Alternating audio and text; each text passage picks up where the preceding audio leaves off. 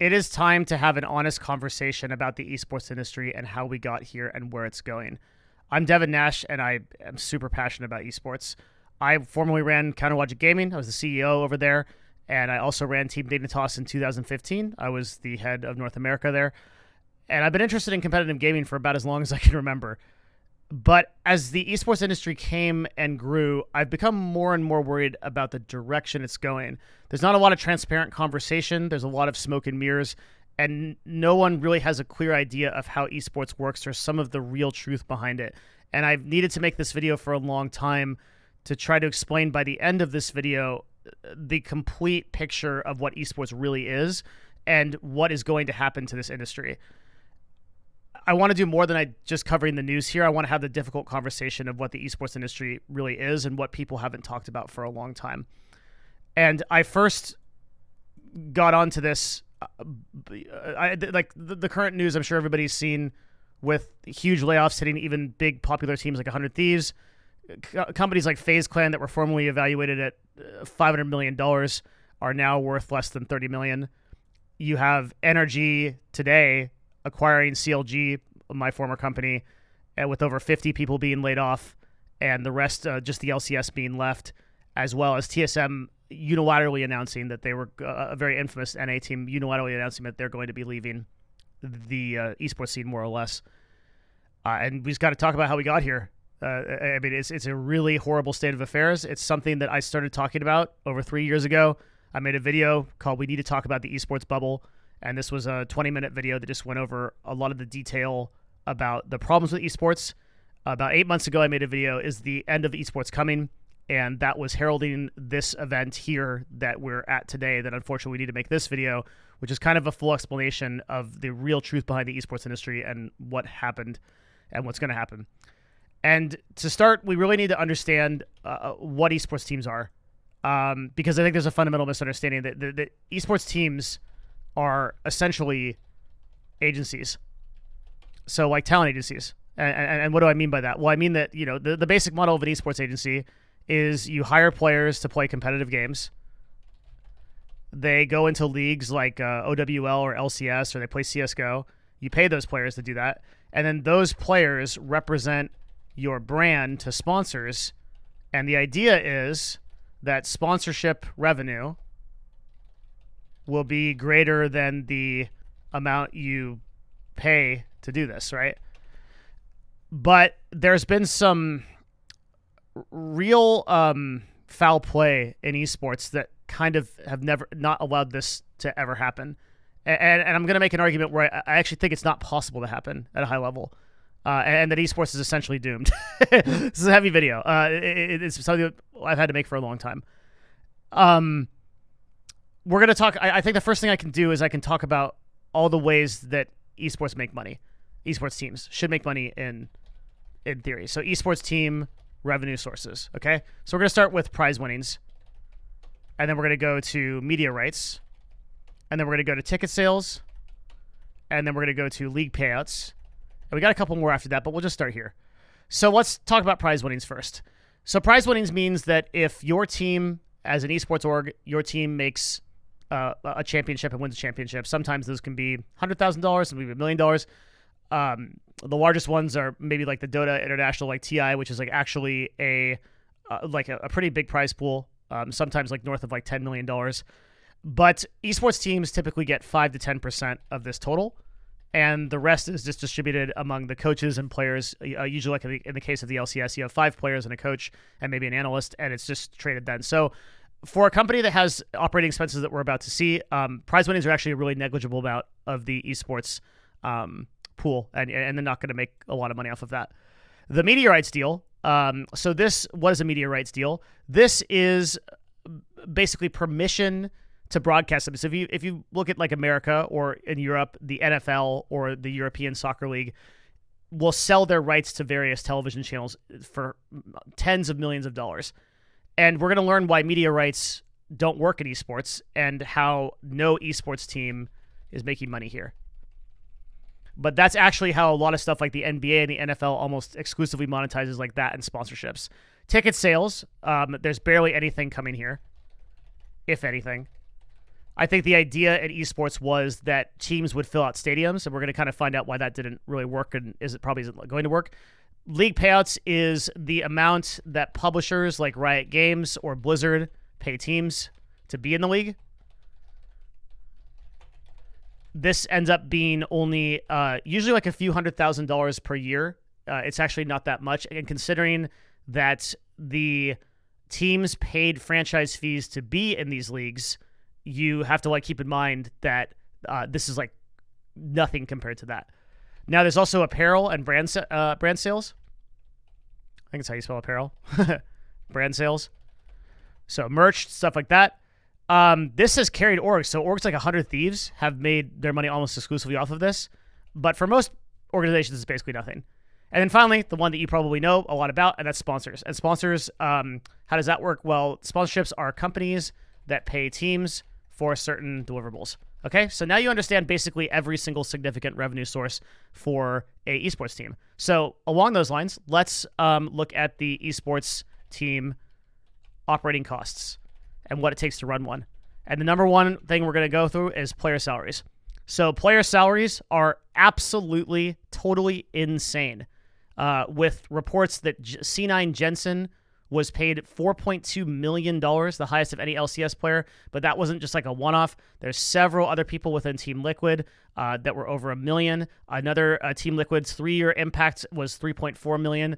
A Huni from Team Dignitas for $2.3 million for 2 years. So if you just look at the sources, to give you kind of a perspective on what a sponsorship for an esports team might be, if they were lucky, they'd be very lucky to get $1 million a year off of that sponsorship, and that would be extremely lucky. Most people won't pay esports teams that much. You'll find out why in this video as we talk about it more. But they can expect to make even $250,000 to $500,000 a year if they're lucky, which will barely pay a fourth of a single player's salary on a 5-player team. So right now we're already seeing a huge problem. But there's also training facilities and housing and compounds. So if you see things like the 100 Thieves compound in LA, pretty much most of the major teams had places like this, big offices that were custom built and branded for their teams. This is just a huge expense and often costs millions and millions of dollars. And the expectation was that sponsors would pay for this, but that obviously didn't end up transpiring. Again, more stuff we're going to talk about. There's really a lot to go over. But then another one that I think a lot of people don't think is competition travel. So at one time in Counterwatch Gaming, when I ran the company, we were paying $240,000 a month for player travel. I mean, this is taking 45 players all across the world with support staff, housing them, putting them in hotels. Teams pay for all of that. That's a huge operating expense. That brings me to coaching and support staff. Usually every team has an analyst, a head coach, maybe an assistant coach. There's also all kinds of other people like physical therapists, psychologists, all that kind of stuff to run it. There's also administrative staff, right? So staff that's like people that run, like your GMs, your project managers, people like that. There's also marketing and outreach and sales. So people that try to get the sponsorships, right? All the normal costs of a business and agency. Everything from general insurance to whatever have you. And then finally, franchise fees. You probably read a lot about this, right? If you're into esports, these were reportedly up to $7 to $10 million for the LCS and greater than $20 million per position for OWL and CDL, the Blizzard leagues. So when the publishers made this happen, they basically forced people to get investment. And if you are understanding that and you kind of understand these two things, you're going to understand the next big thing I'm going to tell you, which is that essentially if you want to put the blame of esports' failure on anybody, it is on the publishers 100%. And but if I just want to show you the difference here of these revenue sources cannot possibly outpace the esports team operating costs. It's very difficult to run a business, even if your business is just your operating costs for your employees. But there's so many other things that go into an esports business that is like unsupported. We really have to understand the role of publishers, and that's the next section of this video. The publishers, both, and when I refer to publishers, I'm really referring to, I think, Riot Games and Blizzard here, which were the ones that really attempted to build the LCS, which is the League of Legends Championship Series for their game League of Legends, OWL, which is the Overwatch League, and CDL, which is the Call of Duty League, Blizzard asked teams to pay out of their own pocket millions and millions of dollars for the right to participate in these leagues, but then collected all of the sponsorship revenue on top and only paid out the teams a fraction of that. At the same time, those same organizations and publishers did not allow the teams to monetize in ways that would actually make this business model make more sense. So, for example, in the League of Legends Championship Series, they weren't allowed to do custom skins. They weren't allowed to do revenue share.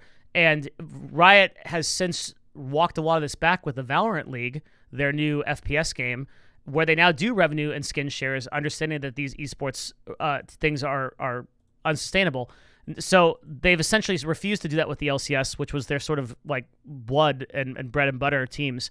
And if you want to understand why the ecosystem is failing, you have to understand that in in traditional sports like the NFL or NBA, the conglomeration of teams own the league itself and then distribute the revenue that the league earns from all of its sponsorships and all of its media rights deals. But the publisher Riot and the publisher Blizzard own the IP. In this case, they're the middle person that negotiates everything. So they are the rule makers. They take everything off the top. They are the people that take the sponsorships first. The sponsorships that are issued not on a team level, but on a league level, the teams end up getting a very small percentage if they see anything at all of that, and that money goes back into the publisher's pocket. But at the same time, the publisher is making money off of skin sales. The publisher is making money off of off of game sales, off of microtransactions. That is all stuff that, at least in the League of Legends scene, very little was seen by teams, if anything at all. And so those publishers, just like also in OWL and CDL, are taking a huge amount of money off the top. And to be clear, like, these publishers are still losing money on these efforts, right? Like, esports doesn't even make sense for them, but the little money that is being made by them, and then and even less is being made by the teams. So at the point when the teams actually come in, the teams are basically glorified babysitters.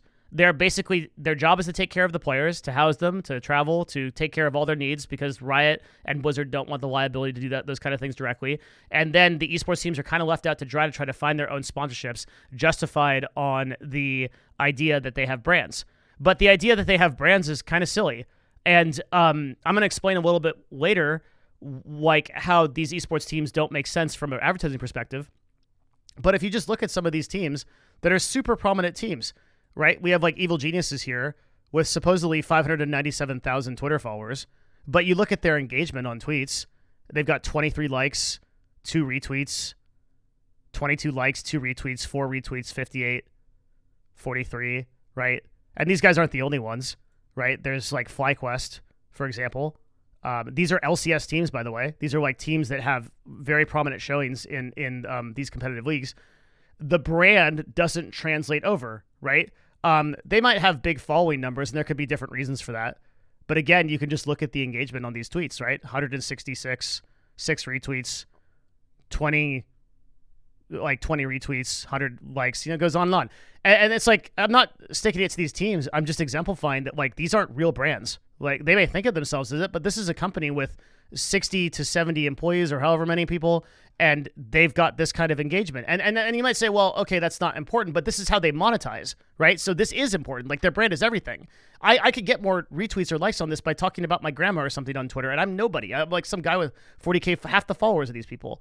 So it's just nuts to me that these teams are expected to shoulder the burden of this and then monetize via their sponsors, when in reality, like, they don't have any of that. So understand that, like, the publishers are the problem, is the place to start. Like, teams only get a really small cut of the league payouts, and it ends up basically running every team into the red because all of the publishers take the money from it. But they also take ticket sales. They also take all the media rights deals. So who was the OWL league sold to, right? When OWL sold to YouTube, who made that money? Was it the esports teams?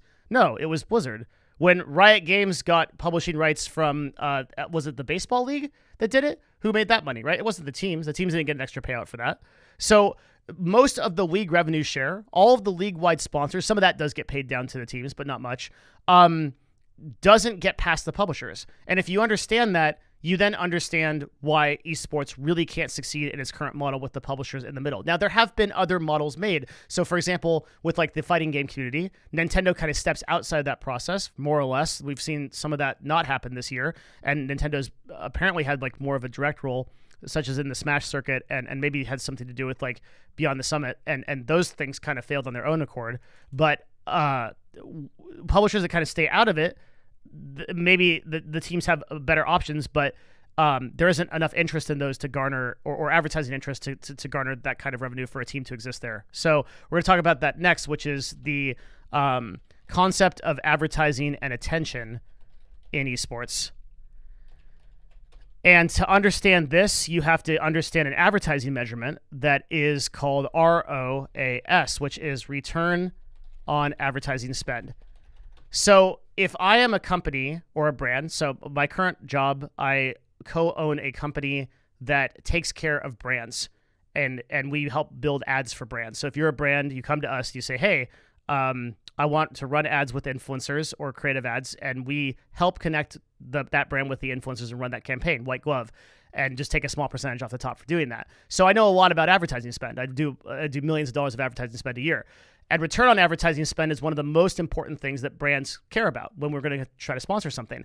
And for me, I'm looking for whatever I can get my best return for my brand on, so that I can give them the best engagement and the best campaign possible, right? So imagine going to a live stream and you have a really caring audience of 1,000 people that are super into that broadcaster, and they'll basically buy anything that broadcaster says. And then imagine going to a 10,000 person audience, and that they have no real connection to the actual influencers or anybody associated with it. They're just kind of watching it and because it's entertaining in the moment, and they don't have any association. That example is kind of the direct example of what I'm trying to tell you is the difference between esports and like actual influencer activations. The problem with the return on advertising spend from esports is that people aren't really connected, at least anymore, to the brands. And because of that, brands typically get really bad results with esports teams. Now, this isn't necessarily the case with publishers. For example, we've run some money through Riot Games. I've seen a lot of successful campaigns go out of Riot Games. And because they're able to influence the game itself, and they're able to incorporate things like discount codes or affiliate links or things like that into the actual client where users are, they have a much higher rate of success. But esports teams don't have that access, so the return on advertising spend is a lot worse. And to understand this, let's say that like I'm selling a shirt for $10, okay? And let's say in this theoretical example, it cost me $9 to make the shirt. So I have $1 extra, right? So that's basically my marketing budget in order to make sure that I can sell this shirt. So if I spend $1 to make $1, my ROAS equals 1 to 1. So really this have to be $8, right? Because then we'd have... no, is it 9? Yeah, so it says 9. We have $1 left over, but you don't make any money. So let's take it, like, I have $1 to spend on marketing, and then I make $1 per shirt. That's correct. My ROAS would be 1 to 1. If I had 50 cents to spend on marketing, then my ROAS would be 2 to 1. Does that make sense? So basically, your return on advertising spend is for each dollar that you put in, you get X back. And ideally, you want a ROAS of 2 to 3 to 1. And in pay-per-click in Google AdWords, you generally get an average return of like 2 to like 3 point something. But in esports, that same ROAS might be 0.1 or less. And so, in fact, it's often negative. So advertising with an esports team will often get you negative results on your return on advertising spend.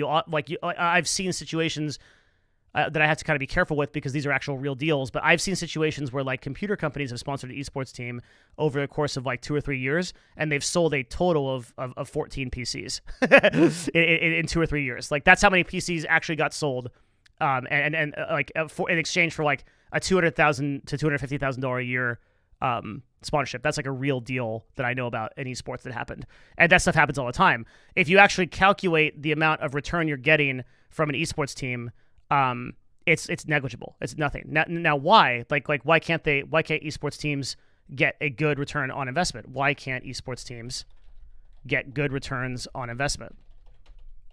Well, there's actually a bunch of different things that we can go over. And the first one is pretty straightforward that I think everybody will agree with. Players have to trade their time between competing versus advertising. the best players practice the most and don't want to do deliverables. So a deliverable means something that you do in exchange for money for a sponsor. Now, players that are the best at the games that they play are practicing all the time, and that's really all they want to do is practice all the time. So you can imagine that if they're told to advertise some brand or go do a film for it or spend a day taking photos with it, they don't want to do that, right? And esports teams have the problem of cannibalizing themselves every single time that they want to do any kind of sponsorship.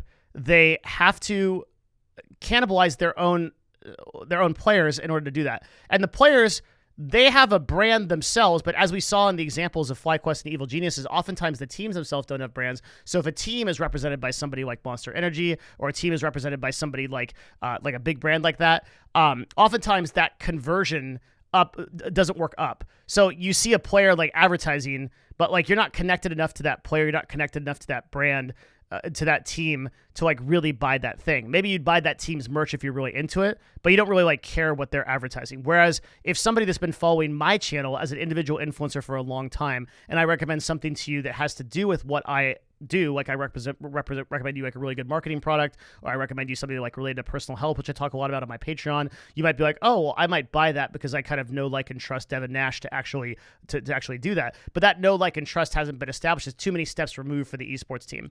So that could be number one. Number two is there are real fragmented audience demographics, and that makes targeting really difficult in advertising. So targeted advertising is a really important thing. Things like pay-per-click, Google AdWords, and like TikTok, you could target audiences really specifically. Like you may have heard on Facebook that there's a lot of data concerns because you can target an audience of like 20 to 25-year-old females who all own a dog. Like that's a possible audience you can target for maybe pet food or something. But because your audiences are kind of all over the place with different kind of games, you have so many different target demographics. Your FPS audience is going to be different from your RTS audience. Your RTS audience is going to be different from your ARPG audience. Your ARPG audience is going to be different from your League of Legends audience. It's going to be, for example, over 40% of the people that play Valorant are female, but for CS:GO that number is like less than 10%. So that's a totally different demographic. So the ability to advertise and make targeted advertising work just is really difficult for sponsors to get behind. There's also really rapidly changing interests. Like games sort of come and go and sort of fall away. So there's rapidly changing interest and loyalties among fans and leads to instability in viewership numbers, right? The person that's a fan of one team may move to be a fan of another team. There's always kind of a joke within CLG when we were running it, which was like people ultimately just want to support the winningest team, the team that is really winning. If you're on top, you're going to be on top. But if you're not going to, but the problem is like these positions rotate all the time and everyone is super competitive, so you can't be on top all the time. And if you're not on top all the time, well then fans are going to lose interest in you, and then you might have worse years for sponsors and better years for sponsors, and that goes back to the kind of final issue, which is something that I brought up before. Most teams have no brand power on their own, and I showed you the examples of those Twitter accounts. These are teams that literally have less engagement than like an emo teen on Twitter that's bitching about politics they're not even old enough to vote on. Like these are people that don't even have any engagement on, and these are major teams with tons of employees that monetize exclusively off of this supposedly brand power. That should really worry people, and it's something that kind of drove me crazy when all these VCs are investing tens of millions of dollars into esports for nothing like this return. And they're not just buying that return on advertising, they're buying the story, but still, you know, it's just crazy. So esports teams aren't really positioned to be in a place where they can get these returns on investment, they can get this good ROAS. And moreover, something I'm going to kind of talk about from the heart for a second here, this is sort of less objective than these reasons. We oftentimes on this channel, we cover a lot of these really objective issues where we kind of go into the math of things, and I've done that quite a bit with this advertising stuff and sort of shown objectively why it isn't true. But I want to talk about the real thing with esports that I think was lost and kind of call a few things out that I personally have found over the years. Before I do that, I just want to thank everybody. You're 24 minutes into a Devin Nash video. This one in particular is heavy for me. It's hard to make these videos. This video in particular, just I'm so close to the issue, and I'm so disappointed with what I'm going to talk about this a little bit more in a minute, but just disappointed with what's happening with esports and the rugs that were kind of pulled out from people, especially good people. Anyway, I don't know. I even feel bad in that context. Just like, if you want to support this channel, you can support by subscribing. You can also go to my Patreon, patreon.com/Devin Nash. I have over 90 videos there for $5 that talk about business and marketing and such like that. And that's all I'm going to say on that issue. I'll just keep it short. But if you're 25 minutes into a Devin Nash video, 24:46 is the secret call out. Post it up in the comments that you're still here, and I really appreciate you. Let's go into the section Spirit of Esports. So, gosh, how do I do this section? I don't have like a lot of notes on this one, but I'll show you a picture. Maybe that'll be good. In 2015, actually. So, this was the stadium. Here, this picture here. Madison Square Garden, 2015. I stood on stage at Madison Square Garden when we won in a blowout victory against TSM.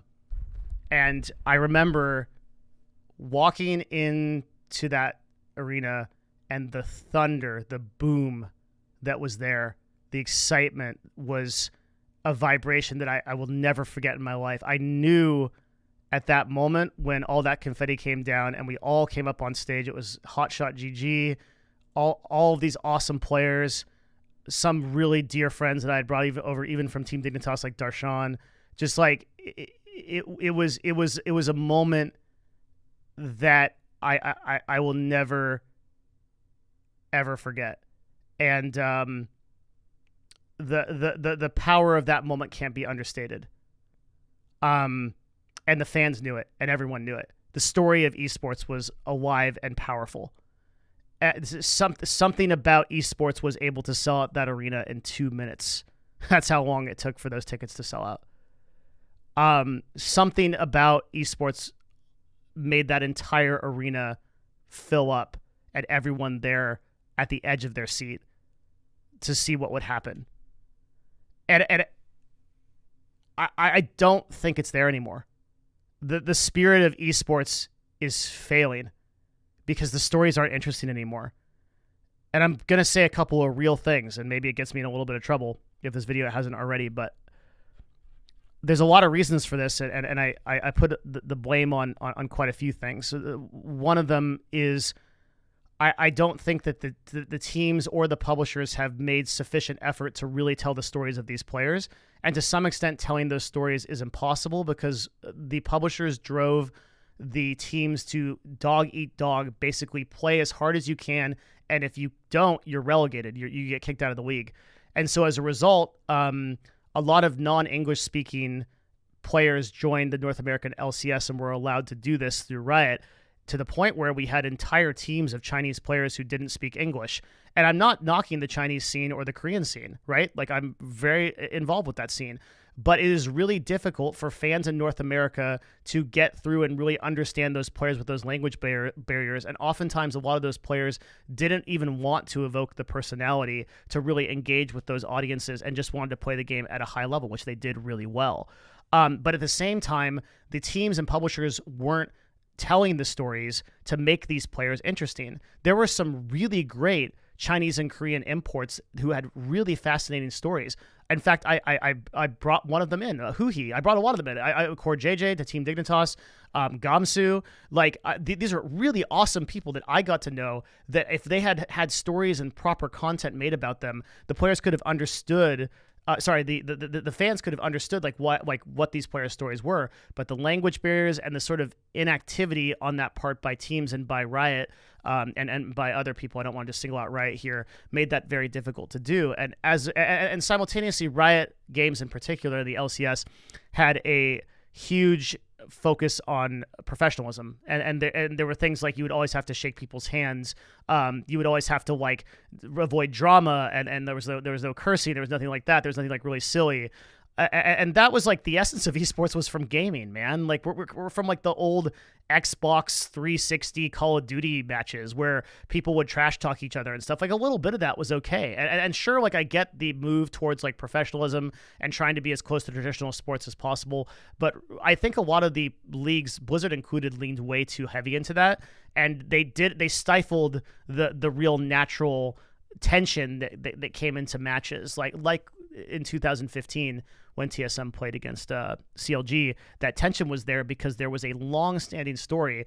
To this day, I don't like TSM because I am a diehard CLG fan, and I guess I can't be either of those things because they're both out of esports now. Damn it. So I don't even know what I am anymore. But yeah, like it's just the spirit of esports. Something got lost in the story. If you know what I'm talking about, maybe you can leave a comment about it. I'll read it. I can't exactly place my finger on what happened here, but the passion's gone. I don't fucking care anymore. I watched the LCS and it's so boring. I don't know anything that's going on. I don't care about the players or their story because no one's ever told me why I should. There's just nothing going on. It's so boring. It's reflected in the viewership that's declining year over year. It's the same with OWL. And I know those people are passionate. I know they work hard. I know I would care if I was given the right storyline. But it's all just about skin sales and tickets and media rights deals and all this bullshit. And the people that are running most of the large esports teams now are either soulless VCs or like most of the team owners that really cared about it are like in backseat roles or stepped out. And just no one seems to want to remember why gaming was actually good and what the spirit of competition really was. No one cares anymore. It was a money grab by big VCs. And then once it was apparent that the business model didn't make sense and that these guys finally ended up watching my YouTube videos or whatever or found out themselves, then they all pulled out and nobody cared about the spirit of the competition. And so the spirit of competition died. And look, I think there's some other reasons. I've got some other stuff here that makes sense, right? You've got your rise of casual games. So stuff like mobile gaming, esports never really translated to. If you remember like Vainglory and stuff like that, those games like never really, despite being really good games, just like the mobile scene didn't really, Clash Royale, like those kind of things didn't really like capture that. There was like new gaming technologies that weren't really compatible with esports. So like VR and AR like never really took off, or maybe just haven't yet. But also it's just kind of like a lot of burnout too. A lot of players getting like tired, like constant travel, practice schedules. It was hard, really hard to be a player, still is. And all these reasons kind of have led to this huge esports recession. But if we're going to really get into the big problems, a lot of the media and a lot of the news around this kind of stuff is to blame. With going into this kind of stuff, like I just found a couple of articles to show you. Here's an infamous one from Forbes that I've brought up before. And you can see they think that FaZe Clan here has a valuation of $400 million. These guys, I think they say, yeah, again, $400 million, and that they're growing. The TSM here has a $540 million. This is like a 2022. This article was made, right? 100 Thieves at $460 million, $440 million for these companies. VCs and media people arbitrarily value these brands. And these brands have no such value, right? Why do we know that? We know that because we can go to FaZe Clan, which ended up IPOing, and we can look at their current market cap, and we can see that their current market cap right now is $34 million. Less than my stupid agency that I run, right? Like privately, right? So like the valuation of this company, this is the real valuation of FaZe Clan. And they really... Thank God they went public, because I've been making videos about FaZe Clan for years, and I knew that there was something up, but now it proves it, because they decided to go public. Snoop Dogg exited the board, said, yeah, I'm out of here. The stock is just plummeting to the ground. And it just goes to show that a company is only worth what people will pay for it. So when you post these valuations, these incredible valuations of these companies, there was this lie that was told to everybody, the industry, the team owners, the sponsors, and everybody kind of believed that esports was this huge thing, that it was this giant growing thing that had massive potential, clearly, and that they were on track to get all of these hundreds of millions of people to watch content and buy things. And it never materialized. It never materialized because it wasn't really there.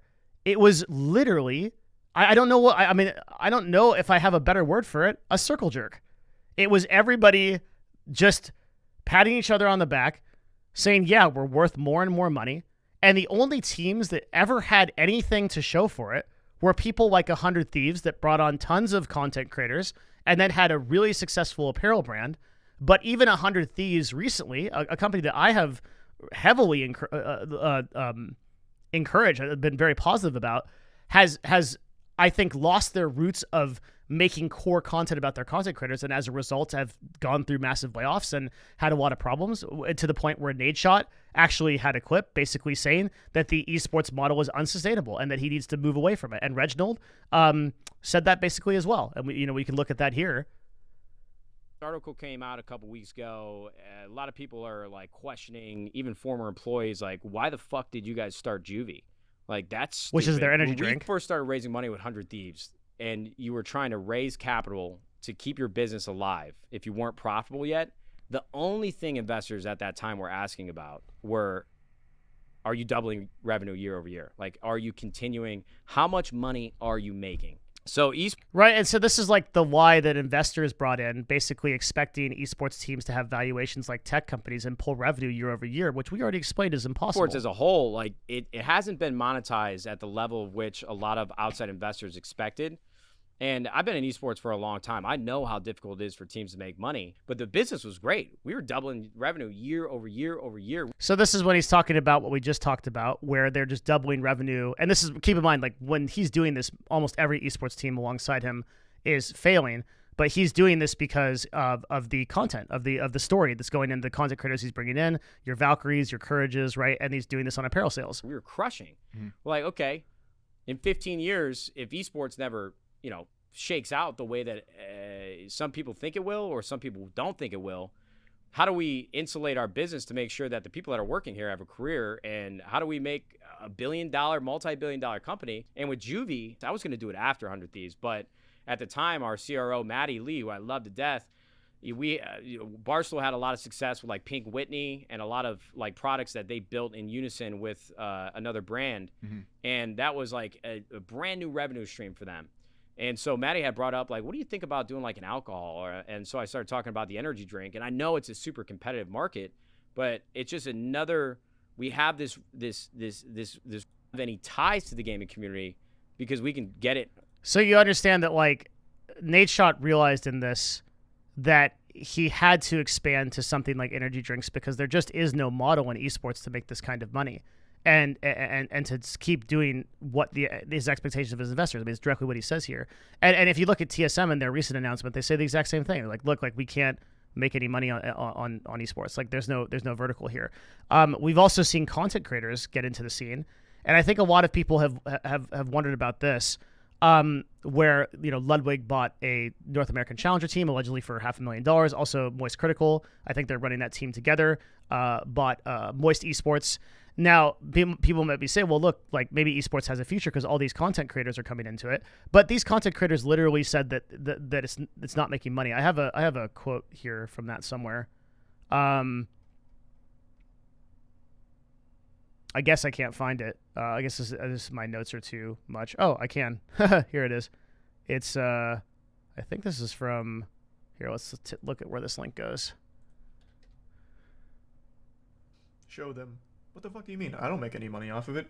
But Ludwig and I know that. Like, Lud signed up. No, he knew our financials. He knew how much we were losing. And it's a lot. But the difference is, we know. But the thing is, it's fun. The content is unreal. That's why you see creator-led orgs are kind of working. Like, it's not... For sure, yeah. Not just Moist. You have KC. Carmine Corp is killing it. I think Carmine Corp is actually almost profitable. OTK and things like that. Which is unheard of in the space. Carmine Corp... Profitable, which is unheard of in the space. Is led by French streamers. Right? Well, mainly a French streamer, Kometo. And they fucking kill it. They're doing amazing. And now you have Disguised Toast with Disguised in Valorant. I think even XQC's toying around with the idea of getting in the space. Like, the creator-led orgs are really like the only viable way right now. Because, like, it's content. The product is content. TSM. So what Charlie's saying here is that he knows getting into esports that he's going to lose money, and he knows that if anything is going to succeed in the esports space, it's going to be by extension of the content creators that are making that content. And he's absolutely right. He's absolutely right, right? Ludwig has said several times before, nobody is making money off of esports. So what happened with the main esports teams, these teams with these supposedly huge valuations, is they lost the vision. They lost the vision of that content. They lost the vision of producing that content so that and keeping it up so they could keep their sales up, their apparel, they could make it possible. And simultaneously with all the other problems in the spirit of esports, we've kind of more or less seen a complete collapse in the esports scene. So where do we go from here? Well, I just think that the major publisher leagues are on the decline. The LCS is in huge trouble. It's lost 2 of its major teams. Most of the teams don't have a lot of brand power, and the League of Legends series is declining. Valorant is kind of supposed to be the angel that sort of saves major franchised esports. Do we need to talk about OWL and CDL? They're screwed. Just to let you know, go back to my former videos on that I've been making for years talking about that. I think enough is said. There's nowhere to go from there. I think where esports lives is in the hearts and minds of niche people that like to play competitive games, but it will never have this hard-hitting success that everyone expected, that the investors expected. And we're not likely to see investor money ever again at 0% interest rates like we saw come into esports from 2018 to 2021. That time is over. And I don't think that you're ever going to see that kind of VC money or large publishers that are going to be able to charge franchise fees like that. And if you look at Valorant, right, that was just an application process. There was no charge to get into Valorant. It's a really different business model. Riot understands that those days are over. And now they're doing revenue share on Valorant, and they're offering teams a part of the cut. And Valorant, because of that, if it becomes a successful esport, may actually sustain teams a lot better, because I think Riot has learned a lot of lessons from the LCS. But we had to lose the LCS to learn those lessons. And now with Valorant, who knows how they'll do against CSGO 2. I think that aside from Valorant and aside from some of the core, I call grassroots scene of esports, which is stuff like the fighting game community, like your Street Fighters and your Smash. The Smash has taken a huge hit this year. I mean, that's a whole nother video in of itself that I think I made already. Esports really lives in the hearts and minds of just people that are really passionate about competitive gaming. I think collegiate is really healthy and is a good model, because collegiate has the potential to be funded by greater universities that don't really care about the ROI of it and more care about giving students opportunities and things they're really passionate about, hopefully. So there is something to be said about esports and collegiate. I've always been really passionate about the collegiate space. I used to go around the whole country talking on behalf of Twitch about esports to collegiate programs, and built a lot of League of Legends collegiate programs. So I'm really passionate about that. I think that there's still a future in collegiate. But as an industry, as a viable advertiser, as an industry that is supposedly going to eclipse traditional sports and be the next wave after football and baseball, everything that all of the baseball and NFL owners that invested in the esports teams expected to be, it's not there. We've lost too much of the spirit, and we've lost, and it doesn't make sense to run an org. So until, what would have to happen? I mean, to make this kind of stuff make sense, it would just have to be such drastic stuff that I don't think anyone is prepared for. Even people that know the truth of this, it would be so draconian to cut down these costs. You'd have to cut down pretty much all of your staff. You'd have to reduce player salaries across the board by 60 to 80%. Players are getting paid way too much, way too much for what the returns were. Everybody moves so quickly towards the traditional sports model of playing players millions of dollars without having the media rights deals and the sponsorships to support that. We were years and years out, maybe a decade out of having that kind of money, and yet people started paying $1 million salaries across the board. It's just way too much for those players to get paid. In order for this scene to be healthy, pretty much all of those salaries probably have to be reduced by 80% or more. I don't think anyone is really willing to take that kind of heat. I'm even going to get heat for saying it. But simultaneously, the training facilities, housing, compounds, way down, all that stuff if you want to succeed in these esports teams, you got to go hard on sales and you have to commit all of your players to deliverables and doing sponsorships. And you have to get players into the mindset of working really hard and earning it versus just like kind of practicing and scrimming all day and then sort of playing other games on their off time. And I just don't think that esports is mature enough to really handle a difficult recession. I speak of that because I'm not just an esports person, right? I've run businesses through COVID when I had a operating budget of 2 months left, and I know what it takes to run a business lean and to make sacrifices. And it's not something that I think most of these esports team people are prepared to do. I just do not think that the maturity of the industry is there for truly draconian CEOs to make the very tough decisions, like the ones they're making in tech right now, laying off tens of thousands of employees because they absolutely have to in order to sustain their business models. That is what it takes to save esports. I just don't think they have it in them. I think that the very few teams I see that stay really lean and they stay in their lane, maybe they play. They sponsor a couple of people in the fighting game community. Maybe they sponsor a couple of people in like places where salary still makes sense, like Rocket League or like Smash. Maybe those teams have a future where they can kind of make it sustainable and almost profitable. And to Charlie's point that we discussed before, I also think there's potential in the content creator leagues. I mean, like the content creator competitive scene of stuff like Charlie and Ludwig. They're basically running these businesses off their YouTube ad revenue and their own brands, which is so high that they literally have so much money they don't know where to spend it, so they're just kind of throwing it into the pit of esports. That's fine. Like, those teams could run as long as those people don't get bored. And to some extent, if the spirit of esports had kept alive, maybe we would have had auspicious millionaires and billionaires continuously throwing money into esports just because it was the cool thing to do. But like we talked about with that spirit problem, that kind of all got lost. So the interest from the audience not being there doesn't even make it sustainable from that perspective. So I'm not I'm not real excited about where esports is going, especially from a publisher like perspective. I just think we've taken so many hard hits this year, and it's going to take years and years and years to recover. And even then, I don't know how many more 2015-esque Madison Square Garden 2-minute sellout type of things are going to be unless esports teams really get lean, really focus on the content, and they make it about the players and the storylines and start to get people to reinvigorate their spirits. It's a real dark time for esports, and there's a lot of people to blame. I'm probably one of them. I mean, I live the whole thing, and I'm grateful that I presided over the championships at CLG. But I tried to solve the problem of creating interesting stories within CLG, and I don't think I ever succeeded from a brand development perspective. It was a really, really hard problem to solve, how to make people really care about the brand. It's a problem that I see other teams are not solving either. And the teams that do solve that still have a chance to go somewhere. Like 100 Thieves solved it in the past. They're going to have to go revisit that and teach audiences to care again. But some people don't even care, like some of the LCS slots that are just never tried to build a brand or kind of paid lip service to it by making a few casual tweets are just not going to go anywhere. And these teams are doomed to fail. Most teams are doomed to fail. So hopefully, but I don't really have a takeaway for you. I mean, it's a shit show.